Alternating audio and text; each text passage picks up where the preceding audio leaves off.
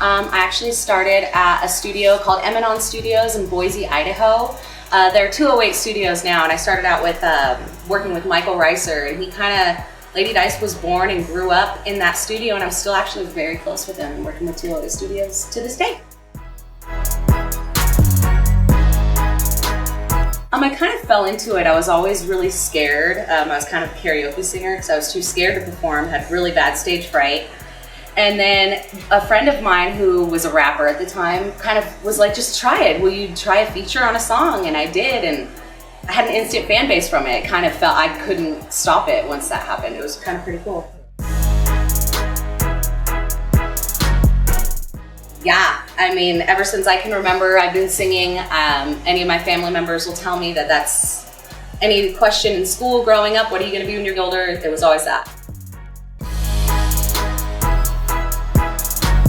No, actually, my musical background is not hip hop at all. I grew up listening to classic rock, and my parents listened to a lot of Motown, and as I got older, I got into punk rock, got really big into metal, and I was a little metalhead literally when I started making this, and I still love it. And it just happened that way. I wanted to just be in a metal band. That's what I wanted to do, and I just have too pretty of a voice and started doing this. But I've always loved hip hop.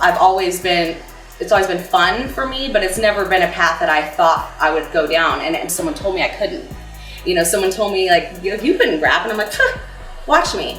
And so I did. And I literally taught myself, taught myself. I taught myself what multis were, taught myself literally out of book, taught myself how to rap. And it's funny because now I get requests and get paid specifically on certain songs to only rap, so.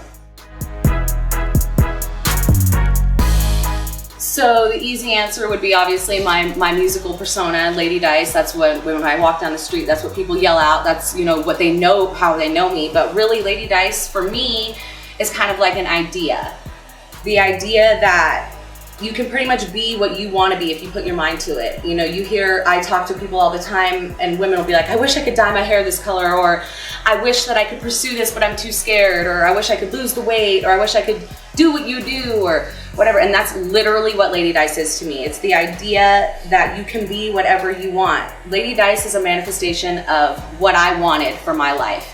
At one point I was 300 pounds. I'm a mom of 2. I thought I could never pursue my musical dreams. I thought I could never do all these things. And now I've realized that with balance and learning and pushing yourself, you can be whatever you want. I can wear whatever I want. Maybe I am not what society standards, what everyone would think is beautiful, but this is what I like to do. And I just want to be that for other people. I want Lady Dice to be a representation of that, and to be able to spread that message to other people, and for everyone to realize that they have that within themselves. So I guess in a really corny way, Lady Dice is kind of all of us. She is that part of you that just wants to break free and do something but feels like you can't.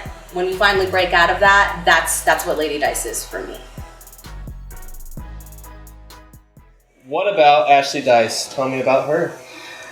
We are going to have to save that one for another interview.